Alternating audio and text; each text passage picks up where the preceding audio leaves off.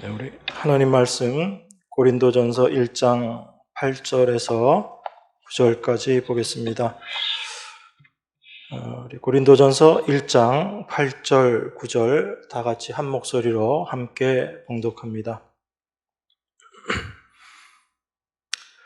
주께서 너희를 우리 주 예수 그리스도의 날에 책망할 것이 없는 자로 끝까지 견고케 하시리라. 너희를 불러 그의 아들 예수 그리스도 우리 주로 더불어 교제케 하시는 하나님은 미쁘시도다. 아멘.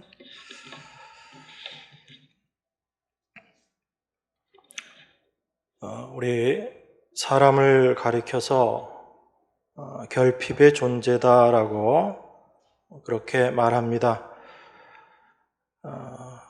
그 이유는 우리 사람들은 항상 자기 자신에 대해서, 자기 존재에 대해서 뭔가 부족하다라는 것을 느끼기 때문에 그렇습니다. 외모나 내가 가지고 있는 소유나 나의 성격이나 나의 성품, 이런 것들에 대해서 우리는 늘 자기 자신을 생각할 때마다 부족하다라고 생각하고 그러한 결핍을 느끼고 또한 그 결핍, 그 부족한 것들을 채우기 위해서 열심히 행동하게 됩니다. 그런데 문제가 뭐냐면 이런 뭔가 자기에게 부족한 것들을 채워야지 되겠다라고 하는 이러한 행동들이 교회 안에서 오해되어지고 있다라는 것입니다.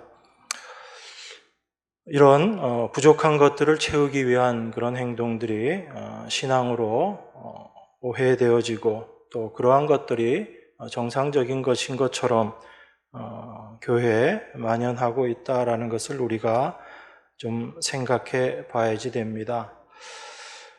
나의 부족함을 느끼고 그것을 채우기 위해서 내가 노력하는 것이 무엇이 나쁜가라고 여러분들 그렇게 생각하실 수 있습니다. 그래서 아마 교회에서 제일 많이 들리는 이야기가 믿음과 삶의 일치에 대해서 이야기하는 것을 많이 들으실 것입니다. 그런데 이 믿음과 삶의 일치를 어떤 의미에서 이야기하는가에 따라서 우리가 성경적이지 않은 생각이 될 수 있습니다. 그것을 우리가 좀 주의해야지 됩니다. 일반적으로 믿음과 삶의 일치를 이야기할 때 그 사람의 성품이나 행동이 바뀌어져서 주변 사람들로부터 인정받는 사람이 되는 것, 이런 것을 우리가 기독교인다운 것이다 라고 그렇게 이야기하고 또 우리도 그렇게 받아들이고 있습니다. 그래서 기독교인은 비기독교인들보다 나은 사람이 되어야지 된다라는 것, 이게 마치 하나님께서 우리에게 요구하고 있는 것인 것처럼 그렇게 인식되어 있습니다. 기독교인들이 그렇지 않은 비기독교인들보다 삶에서 나은 모습을 보여야지 된다. 이거 자체가 나쁜 말은 아니거든요. 그러니까 우리가 주의해야 될 게 뭐냐면 우리가 일반적으로 생각하는 그런 의미에서 옳다, 그르다라는 것과 그것이 과연 하나님도 그렇게 생각하시는가라는 것을 우리가 늘 염두에 두고 생각해야지 됩니다. 그렇지 않으면 하나님은 특별히 구별하지 않는 것을 우리 인간은 구별하고 또한 그 구별한 것을 가지고 자기의 가치를 드러내려고 하기 때문에 그렇습니다. 그래서 우린 철저하게 성경으로 돌아가야지 됩니다. 하나님께서 무엇이라고 말씀하시는가, 그것을 우리가 올바로 아는 것이 중요하지, 우리가 생각하는 신앙은 이럴 것이다 라는 그 생각을 가지고 열심히 신앙생활이라고 하는 것, 그것이 중요한 것이 아닙니다. 그래서 하나님의 자녀들은 먼저 하나님의 뜻이 무엇인지를 아는 것이 중요합니다. 그것이 없이 나의 열심을 가지고 나아가다 보면 그것은 자칫 종교 생활로 빠져버릴 수 있기 때문에 그렇습니다. 열심히 하는 게 왜 나쁘냐라고 여러분 그렇게 질문하지 마시고 무엇을 위해서 내가 열심히 하고 있는가를 먼저 생각해 보십시오. 그걸 생각할 때 나의 열심의 목적이 무엇인가, 그것이 먼저 드러나게 됩니다. 그랬을 때 그 목적이 과연 성경적인가 그렇지 아닌가가 여러분 안에서 분명히 구별되어야지 되는 것입니다. 이런 것이 없이 그저 열심을 내라, 최선을 다해라, 하나님 앞에 헌신해라, 교회가 하는 모든 일에 봉사하고 순종해라, 이것은 결코 성경적이지 않다라는 것입니다. 그런 의미에서 현대교회는 많이 오해되어지고 있고 또한 오해하고 잘못된 길을 가고 있는 것이 아닌가라는 그런 생각을 금할 수가 없습니다. 제가 지난 시간에도 그런 말씀 드렸습니다. 신앙의 세계에서 과연 자기가 결핍을 느끼는 것, 이것이 옳은 것인가? 나는 부족하다, 나는 불완전하다라고 생각하는 것이 과연 옳은 것인가? 또한 그러한 부족을 채우기 위해서 내가 노력하는 것이 과연 옳은 것인가? 그 말씀을 제가 여러분들에게 드렸습니다. 우리는 아직도 그리스도 안의 세계가 어떤 것인지에 대해서 착각하고 있는 겁니다. 성경이 이야기하고 있는 그리스도 안, 십자가의 세계가 어떤 것인지 우리가 모르기 때문에 그 안에서 열심히 자기의 노력 그리고 자기의 존재감을 드러내려고 애를 쓰고 있는 것입니다. 십자가 안에서는 여러분들이 드러날 수 있는 것이 아무것도 없습니다. 그 십자가 안에서는 여러분들은 죽은 자로 존재할 뿐입니다. 다만 살아계신 분은 예수 그리스도 한 분이십니다. 그 그리스도의 죽으심과 부활하심 안에 여러분들이 동참되어 있는 것이지, 여러분 스스로가 내가 살았다라는 것을 느끼고 그것을 나타내고 확인하려고 한다고 해서 되어지는 일이 아닙니다. 그걸 여러분들이 먼저 아셔야지 돼요. 그래서 믿음과 삶의 일치를 이야기할 때도 우리가 무언가를 해서 책망할 것이 없는 자로, 또 그리스도 안에서 내가 견고히 서야지 되겠다라는 그런 생각을 여러분들이 스스로 갖고 있다면 아마 여러분 평생의 그 수고와 노력은 끝나지가 않을 것입니다. 아마 마지막 죽는 순간까지 여러분들은 여러분 자신의 모습을 완전한 모습으로 만들기 위해서 수고하고 애써야지 될 거예요. 그래서 우리가 성경을 올바로 알아야지 되는 것입니다. 여러분, 우리 골로새서 말씀 한번 보겠습니다. 골로새서 1장 말씀. 골로새서 1장 21절에서 23절까지 제가 봉독하겠습니다. 전에 악한 행실로 멀리 떠나 마음으로 원수가 되었던 너희를 이제는 그의 육체의 죽음으로 말미암아 화목케 하사 너희를 거룩하고 흠없고 책망할 것이 없는 자로 그 앞에 세우고자 하셨으니, 만일 너희가 믿음에 거하고 터 위에 굳게 서서 너희 들은 바 복음의 소망에서 흔들리지 아니하면 그리하리라. 이 복음은 천하 만민에게 전파된 바요 나 바울은 이 복음의 일꾼이 되었노라. 우리에 대해서 어떻게 이야기합니까? 악한 행실로 멀리 떠나 마음으로 원수가 되었던 너희, 이렇게 이야기합니다. 하나님과 원수 되었던 존재라는 거죠. 우리의 악한 행실로 하나님에게서 멀리 떠나 마음으로 이미 하나님과 원수된 관계가 있었다. 마음으로라는 건 그냥 생각으로라는 것이 아니고 그 존재 자체가 그랬다라는 이야기입니다. 근데 이걸 우리의 악한 행실이라고 이야기하거든요. 우리는 이 악한 행실을 생각할 때 자꾸 나쁜 행동하는 거 생각하지만 하나님의 은혜에서 떨어져 있는 이 위치 자체가 악한 것입니다. 하나님을 믿고 하나님을 의지하지 않는 것. 어쨌든 악한 행실로 우리는 하나님과 원수된 존재다라고 이야기합니다.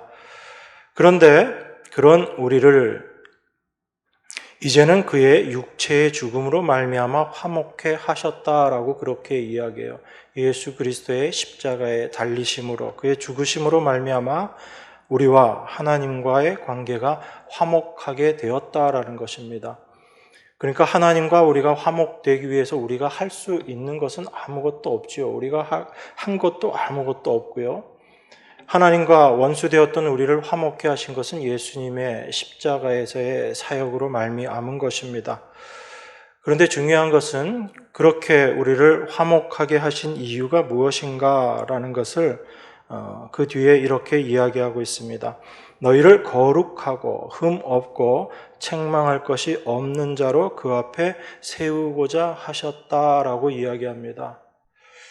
우리가 이제 예수님과 화목해 되었으니까 우리의 힘으로 거룩하고 흠이 없고 책망할 것이 없는 자로 서야지 되겠다라고 생각하지만 성경은 그렇게 이야기하고 있지 않다라는 것을 분명히 아셔야지 됩니다. 성경은 오히려 우리로 하여금 하나님과 화목하게 하신 예수님의 그 일이 우리를 거룩하고 흠없고 책망할 것이 없는 자로 하나님 앞에 세우기 위함이다라고 이야기합니다. 이 얘기는 예수님의 십자가로 말미암아 우리가 하나님 앞에 거룩하고 흠없고 책망할 것이 없는 자로 서게 된다는 이야기예요. 여러분들이 이 일을 한다라는 것이 아닌 것입니다. 그래서 우리가 하나님 앞에 책망할 것이 없는 자로 서게 되는 것은 전적으로 예수님의 십자가의 은혜다라는 것을 우리에게 이야기하고 있죠. 그래서 하나님과 화해되고 우리가 하나님 앞에 흠이 없는 자로 서게 되는 것은 전적인 십자가의 은혜인 것입니다. 그런데 우리가 그것을 잘 이해하지 못하는 거예요. 쉽게 받아들이지를 못하는 겁니다. 왜 그러냐면 나라는 존재의 그 존재성을 내어놓기, 버리기가 싫은 것이기 때문에 그렇습니다. 내 존재 자체를 부정한다라는 것, 이게 죄된 인간에게는 절대로 불가능한 것이거든요. 그런데 예수님께서 이 일을 온전히 이루셨다라는 그 증거가 뭐라고 말씀드렸어요? 그게 바로 부활하시고 하나님 보좌 우편에 앉으심으로 말미암아 예수님께서 이루어 놓으신 이 모든 일들이 하나님 앞에 그리고 세상 가운데 확증되고 선포된 겁니다. 우리는 이걸 믿고 이것을 올바로 아는 자들이에요. 그걸 우리가 하나님의 자녀, 그리스도인이라고 이야기하는 것입니다.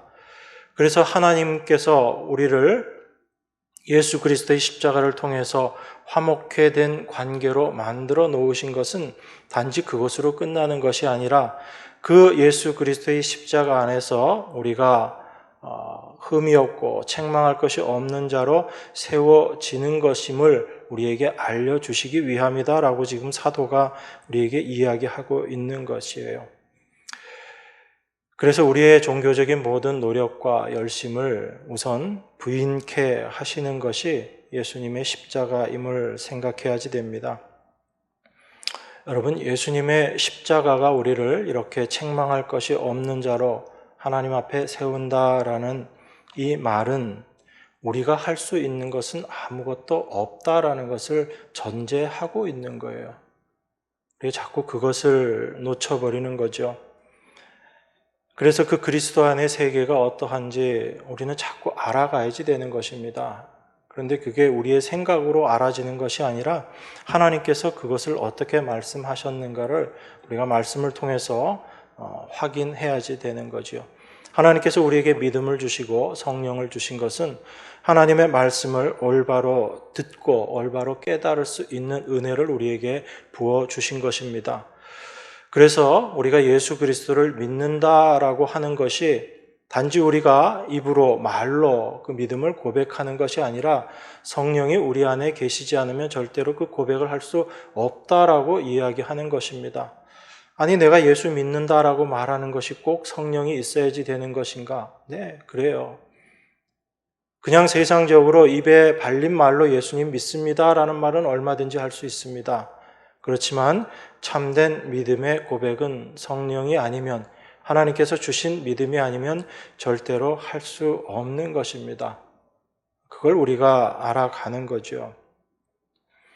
그래서 내가 예수님을 믿습니다라는 이 고백은요, 우리의 옛사람이 하는 고백이 아닌 거예요. 우리는 여전히 예전에 내가 그 고백을 하는 것이다 라고 생각할 수 있지만 성경을 통해서 우리가 자세히 생각해 보면 그렇지 않은 것입니다.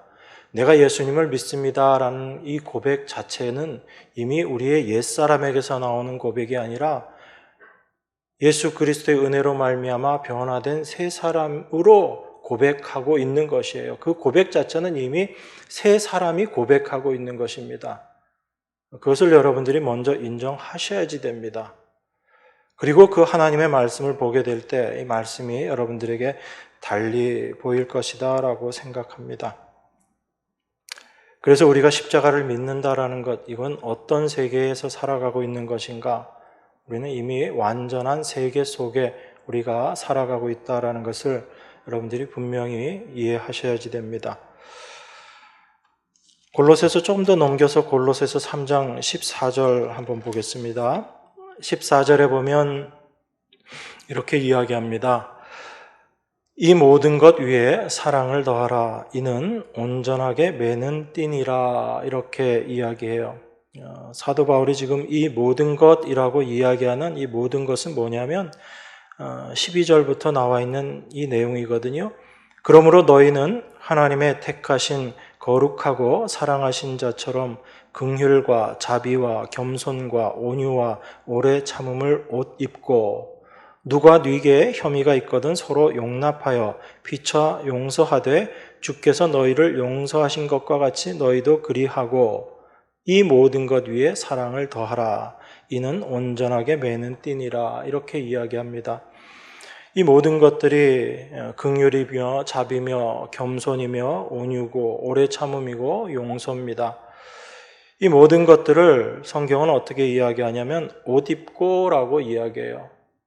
그래서 옷 입는다라는 것은 예수 그리스도로 옷 입는다라는 것과 같은 표현이거든요. 주님의 긍휼과 주님의 자비와 주님의 겸손과 주님의 온유와 주님의 오래 참음, 이것이 우리에게 옷 입혀지는 것입니다. 이것이 성도들의 모습이거든요. 그런데 이 모든 것 위에 사랑을 더하라라고 이렇게 이야기하니까 우리는 이 생각을 하는 것입니다.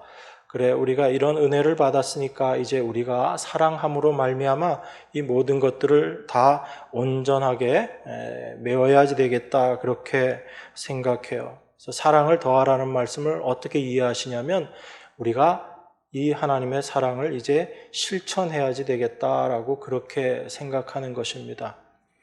근데 여러분, 어떤 것이 사랑을 실천하는 건가요?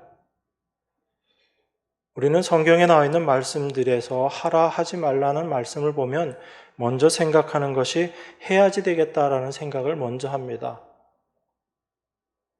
우리가 과연 그것을 할 수 있는 존재인지에 대해서는 전혀 개념치 않은 거예요. 성령이 우리 안에 계시니까 할 수 있다라고 여러분들은 그렇게 그냥 믿어버리는 겁니다. 근데 성경이 하라 하지 말라는 이야기를 하는 그 의도를 여러분들이 분명히 아셔야지 됩니다. 여러분들에게 사랑을 더하라고 이야기합니다. 그럼 이 사랑을 어떻게 실천하실 거예요? 어떻게 하는 것이 사랑을 실천하는 것입니까? 열심히 참아주고 열심히 용서해주고 이런 것이 사랑을 실천하는 건가요? 그걸 내가 할 수 있다라고 생각하는 것에서부터 여러분들이 일단 벗어나야지 됩니다. 여러분, 사랑을 실천하는 것은요, 이 사랑이라는 것은 우리가 실천해야지 되는 것이 아니라 하나님의 사랑을 알고 그 사랑을 의지하게 되는 것, 의지하는 것, 이게 사랑을 실천하는 것이에요. 사랑하라라는 말씀은 여러분들의 힘으로 사랑을 하라는 이야기가 아니라 하나님의 사랑이 무엇인지를 알고 그 하나님의 사랑을 의지하는 자로 살아가라, 이 말씀인 거예요. 그래서 그 하나님의 사랑을 여러분들이 알아갈수록 그 하나님의 사랑을 나타내는 자로 여러분들이 살아가게 되거든요. 그게 사랑한다라는 성경에서 이야기하는 사랑하라라는 말씀의 의미인 것이에요. 근데 우리는 내가 뭔가를 꼭 해야지 되는 것, 이것을 뭔가 실천하고 그것으로 자기의 존재 가치를 느끼려고 하기 때문에 그렇습니다. 여러분들이 잘 아시는 요한복음 8장에 있는 그 가늠한 여인 이야기 우리 한번 볼까요? 요한복음 8장에 보면 여러분들 아주 잘 아시고 계시잖아요. 요한복음 8장 10절, 11절에 보면 이렇게 이야기합니다. 예수께서 일어나사 여자 외에 아무도 없는 것을 보시고 이르시되 여자여, 너를 고소하던 그들이 어디 있느냐? 너를 정죄한 자가 없느냐? 대답하되 주여, 없나이다. 예수께서 가라사대 나도 너를 정죄하지 아니하노니 가서 다시는 죄를 범치 말라 하시니라. 가늠하다 현장에서 잡힌 여인들을 서기관들과 바리새인들이 끌고 왔습니다. 사람들이 다 돌을 들고 이 여인을 치려고 합니다. 그때 이 사람들이 이야기하는 게 모세 율법에는 이런 여인을 돌로 치라라고 이야기했는데 당신 어떻게 말씀하실 겁니까? 라고 예수님께 물어봅니다. 이 서기관과 바리새인들은 이 여인을 지금 어떻게 하고 있는 거예요? 율법으로 정죄하고 있는 겁니다. 잘못했다라는 거죠. 그래서 그 율법대로 우리가 이 여인을 돌로 쳐서 죽이겠다라는 겁니다. 그때 예수님께서 특별한 말씀을 하시지 않으시고 바닥에 글을 쓰시고 나서 나중에 하신 말씀이 너희들 가운데 죄 없는 자들이 먼저 돌로 치라 이렇게 말씀하셨죠. 그 말씀을 듣고 돌을 듣고 있던 사람들이 다 돌을 내려놓고 하나씩 하나씩 다 물러갑니다. 그때 예수님께서 그 여자 외에 아무도 없는 것을 보시고 물어보시는 게 너를 정죄한 자가 없느냐라고 물어보신 거죠. 예수님께서는 지금 두 가지 세계를 우리에게 말씀해 주고 계시는 겁니다. 하나는 뭐냐면 이 정죄의 세계예요. 율법으로 말미암은 정죄의 세계. 그리고 또 하나의 세계는 어떤 세계냐? 예수님의 십자가로 이루어진 용서의 세계입니다. 이 두 가지 모습을 우리에게 지금 보여주고 계시는 것이거든요. 그래서 너를 정죄한 자가 없느냐라고 예수님께서 이렇게 물어보시는 거예요.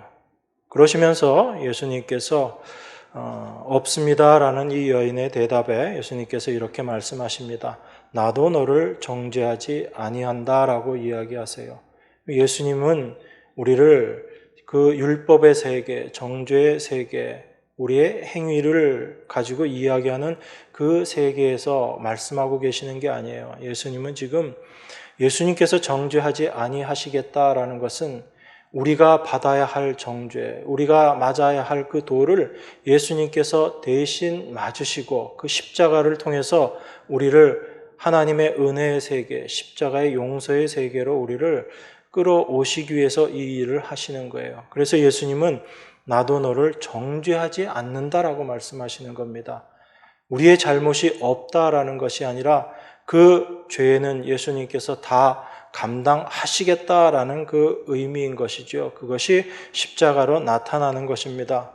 그리고 나서 예수님께서 하신 말씀이 가서 다시는 죄를 범치 말라라는 말씀이에요. 여러분, 이 가서 다시 죄를 범치 말라는 이 말씀을 어떻게 이해하고 계세요?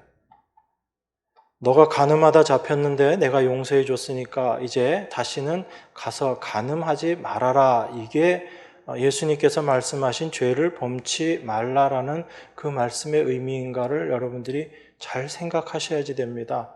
우리는 이 말씀 보면서 맞아, 예수님께서 용서해 주셨는데 어떻게 또 간음할 수 있어? 이제 간음하면 안 되지. 또 다시 가서 간음하는 게 죄를 범하는 것이야 라고 이렇게 생각합니다. 그러면 그 세계는 여전히 정죄의 세계인 거예요. 내가 간음을 하면 죄를 짓는 것이고 간음하지 않으면 죄를 짓지 않는 것, 이건 율법의 세계거든요. 그러면 예수님께서 다시는 죄를 범치 말아라, 죄 짓지 말아라는 이야기가 어떤 얘기인지 우리는 다시 생각해야지 되는 거예요. 단지 가서 간음하지 않는 것, 이게 죄를 범하지 않는 것인가? 그게 아닌 거죠. 여러분, 정죄의 세계에서는, 율법의 세계에서는 간음하는 것과 간음하지 않는 것이 죄를 짓고 죄를 짓지 않는 것이라고 우리가 이야기할 수 있습니다. 그런데 십자가 안에서, 용서의 세계 안에서 죄를 짓는 것, 그리고 죄를 짓지 않는 것은 어떤 것인가요? 간음을 하고 안 하고의 문제가 아닌 거죠. 그 용서의 세계 안에서는 내가 나를 용서해 주신 하나님의 용서의 은혜를 내가 잊어버리지 않는 것, 그걸 올바로 기억하는 것, 그게 죄를 짓지 않는 거예요, 여러분. 단지 간음을 하고 안 하고의 문제가 아니라 나를 용서해 준 그 용서의 은혜 가운데 있게 되는 것, 그게 바로 죄를 짓지 않는 것이거든요. 그 은혜에서 벗어나 버리는 것, 이게 어떤 모습이냐면 이제 나는 용서받았으니까 죄 짓지 말아야지라고 수고하고 열심히 자기가 죄를 짓지 않으려고 하는 그 모습이 오히려 죄를 짓는 모습인 거예요. 우리가 그걸 자꾸 착각하는 겁니다. 말씀을 보면서. 그래서 내가 뭔가 죄의 행동을 하지 않는 것, 이걸 죄를 짓지 않는 것으로 우리는 생각하는 겁니다. 그런데 예수 그리스도의 십자가의 세계, 은혜의 세계 안에서는 그 은혜를 은혜로 받아들이지 못하는 것, 그 모습이 바로 죄를 짓는 모습이거든요. 예수님은 지금 그 세계를 이야기하고 있는 겁니다. 나도 너를 정죄하지 않는다라고 말씀하시는 거예요. 너가 그 행위를 했지만 그것 내가 정죄하지 않는다. 왜? 그건 내가 십자가에서 다 용서해 줄 거기 때문에, 내가 십자가에서 그 죄는 다 사해 줄 것이기 때문에, 중요한 것은 너가 그 죄를 용서받은 자로 살아가느냐, 아니면 그 용서의 은혜를 깨닫지 못하고 여전히 나는 이제 죄 짓지 말아야지, 간음하지 말아야지 이 생각으로 살아갈 거냐, 이걸 지금 예수님은 우리에게 말씀하고 계시는 거거든요. 이걸 알지 못하기 때문에 우리가 그리스도인이라고 이야기하면서 믿음의 삶을 산다고 얘기하면서도 여전히 믿음이 아닌 율법의 세계를 살아가고 있는 거예요. 또 교회도 그렇게 가르치고 있어요. 그것이 가장 큰 문제입니다. 여러분, 요한일서 3장 9절에 보면 그 말씀이 있습니다. 하나님께로서 난 자마다 죄를 짓지 아니한다라고 그렇게 이야기해요. 여러분, 이 말씀 보면서 어떻게 생각하세요? 뭐가 죄를 짓지 않는 겁니까? 여러분들 다 하나님께로서 난 자들이잖아요. 여러분, 죄 안 지으세요? 그래서 이거는 어쩔 수 없이 짓는 실수, 그런 걸 이야기하는 것이 아니라 계속 반복적으로 짓는 죄를 이야기하는 것이다. 그렇게 억지로 해석을 하기도 합니다. 그런데 성경이 무엇을 이야기하고 있는가를 우리가 알면 이 말씀이 무엇을 의미하는 것인지가 분명합니다. 여러분, 죄 짓지 않는 것은 하나님께로서 난 자마다 죄를 짓지 않는다라는 이 의미는 죄의 행위를 하지 않는다는 의미가 아니거든요. 우린 여전히 죽는 그 순간까지 여러분들 죄의 행위를 해요. 여러분들이 알게, 또 여러분들이 모르는 상황에서 우리가 용서에 대해서 많이 이야기하죠. 내가 어떤 사람을 도저히 용서 못했는데 어느 날 하나님의 은혜가 임해서 내가 용서하게 되었다라고 그것을 굉장한 은혜인 것처럼 이야기합니다. 물론 은혜예요. 하나님의 은혜가 우리로 하여금 그 용서의 마음을 갖게 하시고 용서케 하셨거든요. 그런데 우리는 늘 내가 누구를 용서해 준 것만 생각하지, 내가 다른 사람에게 용서받아야 할 행위를 했다는 것에 대해서는 별로 관심이 없어요. 그저 내가 기억이 나면 이 사람에게 잘못한 거 내가 용서를 구해야지라고 생각하지만, 여러분들이 의식하지 않고 무의식적으로 다른 사람들에게 피해를 끼치고 용서받아야 될 일들을 하는 게 얼마나 많은지는 도무지 생각하지 않는 겁니다. 내 머릿속에서 기억나지 않는 것은 용서할 필요가 없다라는 생각을 이미 갖고 있는 거죠. 기억도 안 나는데 어떻게 여러분들이 용서를 구할 거예요?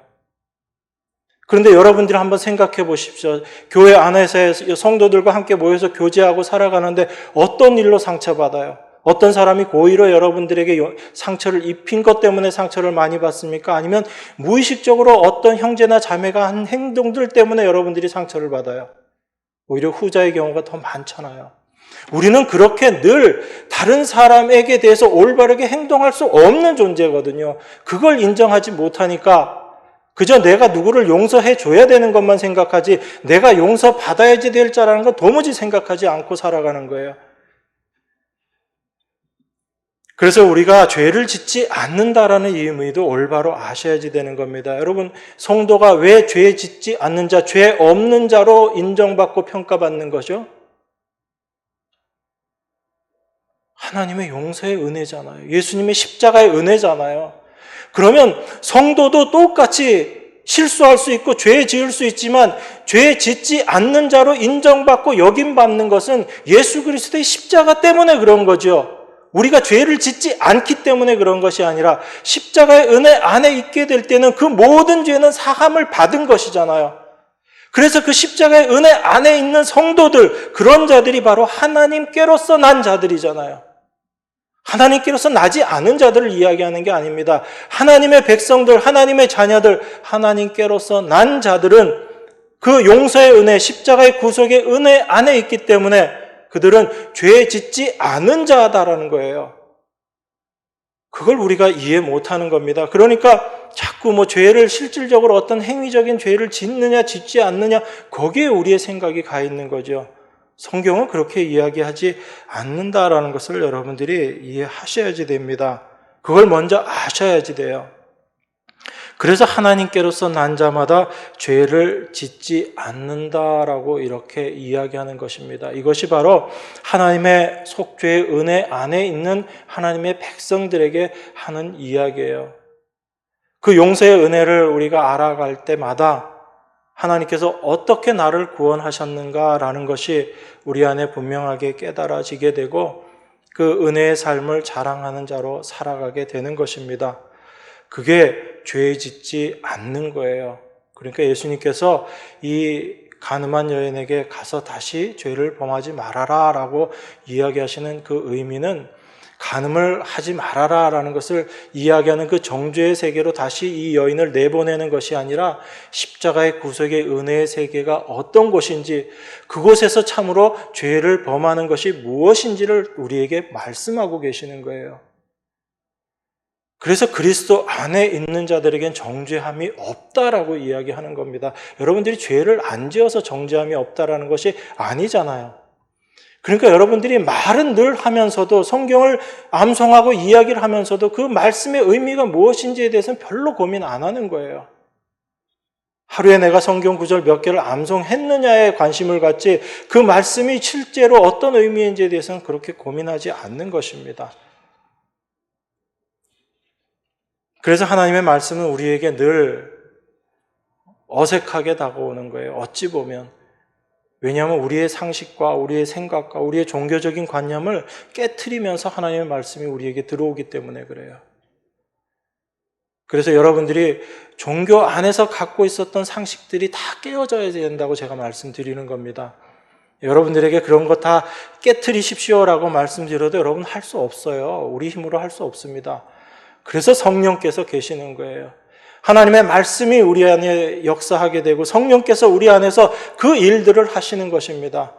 우리의 모습이 어떤지 늘 보여주시는 거예요.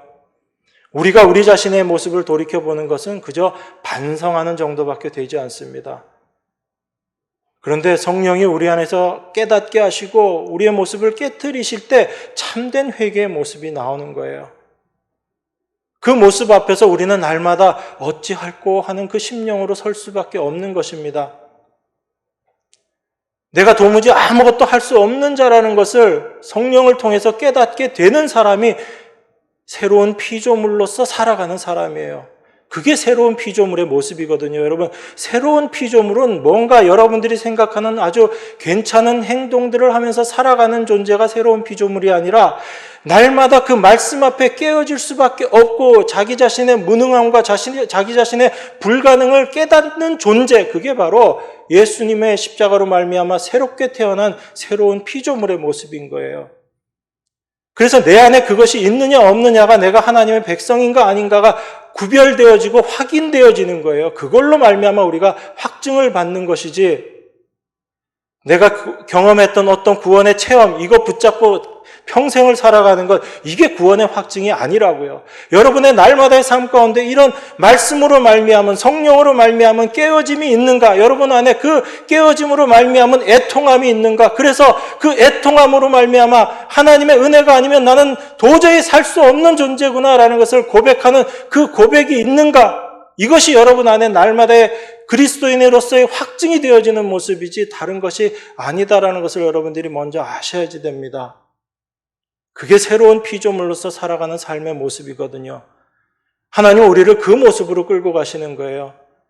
그래서 예수 그리스도와 함께 십자가에 못 박힐 수밖에 없는 존재라는 것을 우리로 하여금 깨닫게 하시고, 그래서 주님께서 우리를 모두 끌어안고 십자가에서 함께 죽으셨다라는 것이 내 안에 참된 고백으로 나와지는 거죠. 그 모든 것들이 바로 나의 죽음을 고백하는, 나의 불가능을, 나의 무능을 고백하는 모습으로 나타나게 될 때 내 안에서 사시는 이가 그리스도라, 이 고백이 나올 수밖에 없는 것입니다. 그래서 사도가 이야기하잖아요. 나는 예수 그리스도의 십자가 외에는 도무지 알기를 원하지 않는다라고 이야기하는 겁니다. 여러분, 신앙생활하면서 뭘 더 알기를 원하세요? 이 십자가의 신비, 이 십자가의 비밀조차도 우리가 올바로 알지 못하고 깨닫지 못하면서 뭘 그렇게 추구하는 게 많으세요? 얼마나 대단한 행동을 해야지 그리스도인다운 삶을 살아간다라고 생각하고 계세요? 성도는 십자가의 은혜가 무엇인지를 점점 더 깊이 알아가는 자들입니다. 그래서 사도가 그 십자가만을 알기를 원하고 십자가만을 자랑한다라고 이야기하는 거예요. 세상과 나는 십자가에서 다 죽어 없어지고 오직 드러날 것은 십자가밖에 없다. 그 십자가만을 자랑하겠다라는 것이 사도의 고백이잖아요. 그 고백을 보면서도 우리는 여전히 딴 생각하고 다른 것을 추구하고 살아가면서 십자가를 자랑한다고 입으로만 이야기하죠. 무엇이 십자가를 자랑하는 것인지 한번 여러분 깊이 생각해 보시기 바랍니다. 그리스도 안의 세계는 완전의 세계입니다. 여러분, 그거 말씀을 통해서 확인하시기 바랍니다. 사도가 고린도 교회에 이 하나님의 은혜를 이야기하고 있어요. 만약에 믿음과 그 믿음을 온전히 행함으로 드러내야지 된다. 믿음과 삶의 일치를 이야기하게 된다면 이 고린도 교회는 철저하게 실패한 교회입니다. 그죠? 여러분, 고린도 교회 같이 문제 많은 교회 없잖아요. 그런데 곰곰이 생각해 보면 이 고린도 교회의 문제가 지금 우리의 문제예요. 우리라고 표현하면 기분 나쁘실까요? 저의 문제예요. 제 안에 이 모습이 그대로 다 있어요.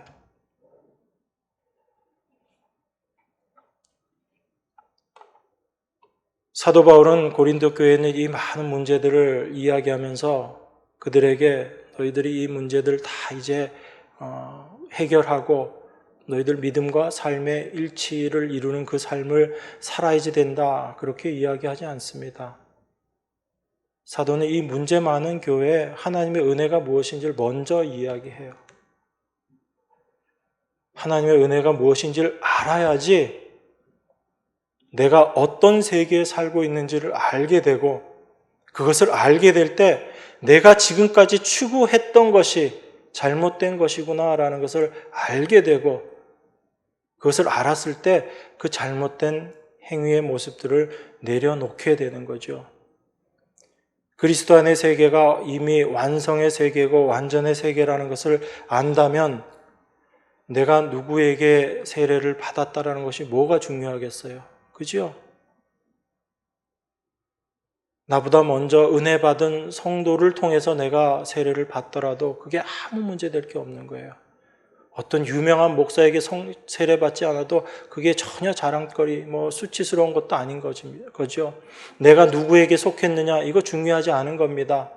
왜 누구에게 속했냐라는 것을 이야기하는 거예요. 뭔가 내가 부족한데 이 부족한 것을 채워줄 나보다 더 뛰어난 사람, 그 사람에게 내가 속해 있으면 그로 말미암아 나의 부족함이 좀 메꿔질 것이다 라고 생각하는 거죠.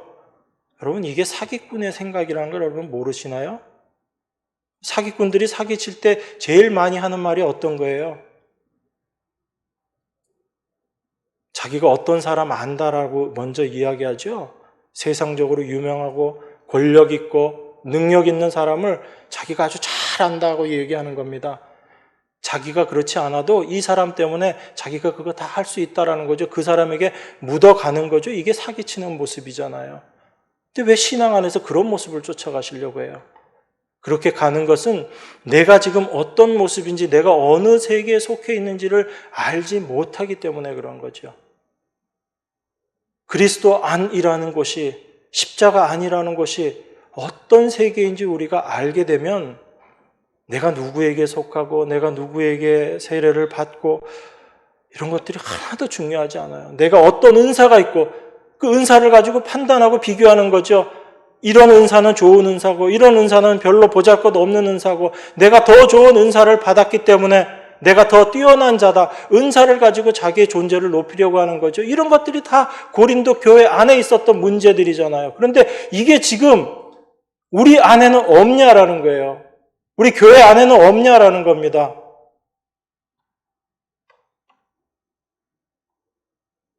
고린도서를 보면서 여러분들은 그걸 보셔야지 되는 거예요. 그래서 내 안에도 이런 모습이기 때문에 이걸 없애기 위해서 내가 노력해야지가 아니라 그리스도 안의 세계가 어떤 세계인지를 먼저 올바로 아는 것이 중요하다는 거예요. 그걸 알게 될 때 내가 내 스스로를 세우기 위해서, 내 스스로의 부족함을 메우기 위해서 내가 수고하고 애쓰는 그 모든 것들이 의미 없다라는 것을 먼저 알고 내려놓게 되죠. 그게 바로 하나님의 은혜만을 고백하는 삶의 모습인 거예요. 그래서 사도는 지금 우리에게 분명하게 이야기하고 있는 것이 있습니다. 이야기하고 싶은 것이 있는 거예요. 그게 뭐냐면 고린도 교회의 그 모든 문제들을 이야기하기 전에 우리에게 먼저 이 말씀들을 하는 것은 우리가 알아야지 되는 것이 있다라는 것입니다. 여러분 로마서 5장 8절 한번 보겠습니다. 로마서 5장 8절 같이 한 목소리를 읽겠습니다. 우리가 아직 죄인 되었을 때 그리스도께서 우리를 위하여 죽으심으로 하나님께서 우리에게 대한 자기의 사랑을 확증하셨느니라. 하나님은 우리가 죄인 되었을 때 그리스도께서 우리를 위해 죽게 하심으로 이렇게 이야기합니다. 여러분 하나님께서 우리를 구원하시는 그 구원의 모습을 생각할 때 우리는 그런 의심을 한 번쯤은 해볼 수가 있습니다. 어떤 거냐면 하나님은 분명히 인간을 죄 없는 인간으로 만드실 수 있었거든요. 뿐만 아니라 이 세상에 그 죄가 활개치고 다니는 것을 하나님은 얼마든지 제거하시고 없애버리실 수 있으셨어요. 사탄을 없애버리면 그 죄의 역사가 없어지게 되고 그 죄로 말미암은 유혹도 없어지거든요. 계시록 마지막에 보면 사탄을 어떻게 해요? 하나님께서 영원한 심판으로 처해버리시죠. 하나님 그렇게 하실 수 있는 분이시거든요. 근데 하나님 그렇게 그런 식으로 죄를 없애버리지 않으시고 이 세상에 죄를 두시고 또한 그 죄의 유혹으로 말미암아 하나님의 사람이 실패하게 만드시고 그리고 하나님이신 당신이 십자가를 지시고 우리를 구원하시는 모습으로 우리의 죄 문제를 해결해 주시거든요. 하나님께서 왜 이렇게 하셨는가라는 것을 여러분들이 생각하셔야지 됩니다. 단지 하나님께서 우리 인간을 죄 없는 인간으로 창조하시든지 안 그러면 하나님께서 사탄을 없애버림으로 죄 자체를 없애서 인간이 유혹을 받는 일이 없게 되면 한 가지 나타나지 않는 것이 있습니다. 여러분 그게 뭐라고 생각하세요? 그게 하나님의 사랑이에요. 만약에 우리가 죄를 짓지 않는 모습이고 그 죄가 우리를 유혹함이 없이 우리가 하나님 백성으로 살아간다면 우리 안에서 드러나지 않고 우리가 깨달을 수 없었던 한 가지가 있는데 그게 바로 하나님의 사랑이에요. 당신 자신을 피조물인 우리를 위해서 내어주시는 하나님의 사랑. 그게 드러나지 않고 그게 나타나지 않는 거예요. 그래서 하나님은 우리가 생각하기에는 좀 불편한 방법으로 우리가 생각하기에는 합리적이지 않은 십자가라는 방법으로 당신의 백성들을 구원해 내시기로 창세전에 이미 계획하신 거예요. 그걸 통해서 하나님은 하나님의 사랑을 나타내시기를 원하시는 겁니다. 방금 읽은 로마서 5장 8절 다시 한번 읽어볼까요? 우리가 아직 죄인 되었을 때 그리스도께서 우리를 위하여 죽으심으로 하나님께서 우리에게 대한 자기의 사랑을 확증하셨느니라. 하나님은 이걸 드러내시기를 원하신 거예요. 여러분의 구원 자체가 목적이 아닌 겁니다. 우리가 믿음의 세계 안에서 제일 오해하고 그 오해로 말미암아 하나님 앞에 올바른 모습으로 서지 못하게 되는 것 가장 큰 것이 무엇이냐면 내 구원, 나를 위해서 신앙생활을 하는 거예요. 우리는 예수님의 십자가를 생각할 때 그저 나의 구원만을 생각합니다. 그 십자가로 내가 구원을 받았지. 물론 맞아요. 그것도 귀중합니다. 그런데 더 중요한 것은 그 십자가를 통해서 하나님께서 무엇을 드러내시고 무엇을 나타내시고 계시는가를 여러분들이 아셔야지 되는 겁니다. 하나님은 십자가를 통해서 하나님의 사랑을 우리에게 나타내시기를 원하시는 거예요. 그래서 그 하나님의 사랑을 아는 자들이 그 하나님의 사랑만을 날마다 갈구하면서 그 하나님의 사랑만을 의지하면서 살아가는 거거든요. 그게 성도가 실천해야지 되는 사랑이에요. 그 하나님의 사랑을 알게 될 때, 그 하나님의 사랑을 여러분들이 고백할 때 그 하나님의 사랑이 선포되고 그 하나님의 사랑이 전파되는 거예요. 그래서 하나님의 사랑을 알아라라고 이야기하는 겁니다. 그냥 지식적으로 알아라는 이야기가 아니라 여러분 자신이 어떤 모습인지 철저히 깨달음으로 말미암아 이런 나를 구원하여 주신 하나님의 사랑이 어떠한지를 여러분들이 알아가셔야지 되는 거예요. 그래서 하나님은 우리의 죄를 그냥 사해 주시는 것이 아니라 십자가를 통해서 용서해 주시는 거예요. 그래서 우리 안에 죄라는 것 자체를 완전히 없애버리지를 않으시는 거예요, 하나님이. 왜 우리를 구원하셨는데 여전히 죄의 본성인 그 본질은 그대로 우리 안에 남겨두시는가, 그 이유를 여러분들이 아셔야지 돼요. 여러분들 괴롭히시기 위해서 하나님께서 죄를 그대로 두신 게 아니라고. 여러분 안에 있는 죄를 하나님이 뽑아내버리시려고 원하시면 왜 못 뽑아내시겠어요? 그런데 그렇게 해버리시고 나면 날마다의 삶 가운데 하나님의 은혜와 사랑을 더 깊이 알아가고 더 깊이 깨달아가는 그 성도의 삶이 되어지지 않는 거예요. 그래서 우리 안에 죄의 본성 자체는 그대로 두신 거예요. 그리고 우리의 모든 죄를 십자가로 용서해 주시고 사해 주셨는데 어떻게 해 주셨냐? 그 죄를 덮어 주셨다라고 이야기하는 거예요. 그래서 그 가리워 주셨다라고 이야기하시는 거예요. 그래서 불법을 사하심을 받고 그 죄를 가리우심을 받은 자가 복이 있다라고 이야기하는 거죠. 하나님이 우리의 죄를 다 뽑아버리실 수 없으셔서 그대로 놔두신 게 아니다라는 거예요. 여전히 우리 안에 있는 이 모습을 알게 되고 그것을 발견할 때 참 하나님의 은혜가 무엇인지, 하나님의 사랑이 무엇인지를 우리가 더 깊이 알아가기 때문에 하나님께서 그렇게 하신 거죠. 그러니까 성경은 여러분들의 구원을 위해서 쓰여진 성경, 하나님의 말씀이 아니에요. 성경은 하나님의 사랑이 무엇인지를 우리에게 말씀하고 있는 것이 성경이에요. 그 하나님의 사랑 안에 우리가 속해 있기 때문에 우리가 은혜를 받고 구원함을 받고 영원한 하나님의 나라에 우리가 속한 자로 이 땅을 살면서 이미 그 삶을 살아가게 되는 거죠. 그것을 알지 못하니까 성경을 보면서도 그저 나의 유익만을 위해서 성경을 보는 거예요. 나의 구원, 내가 어떻게 하면 지금보다 더 편안한 마음으로 신앙생활을 할까? 그저 나의 평안만을 찾게 되고 그것이 얼마나 하나님 말씀과 동떨어진 신앙의 모습인지를 여러분들이 이해하셔야지 되는 겁니다. 그래서 하나님은 우리를 이 모습으로 끌고 가시는 거예요. 그래서 날마다의 하나님의 사랑을 고백하는 자로 우리를 살아가시게 하시는 것입니다. 그래서 로마서 5장 10절 11절에서 이렇게 이야기하는 거예요. 곧 우리가 원수되었을 때 그 아들의 죽으심으로 말미암아 하나님으로 더불어 화목되었은즉 화목된 자로서는 더욱 그의 살으심을 인하여 구원을 얻을 것이니라. 이뿐 아니라 이제 우리로 화목을 얻게 하신 우리 주 예수 그리스도로 말미암아 하나님 안에서 또한 즐거워하느니라. 단지 하나님께서 우리를 구원하시고 화목케 하신 것, 화목으로 하나님의 일이 끝나는 게 아니라 하나님의 목적은 어디에 있는 거예요?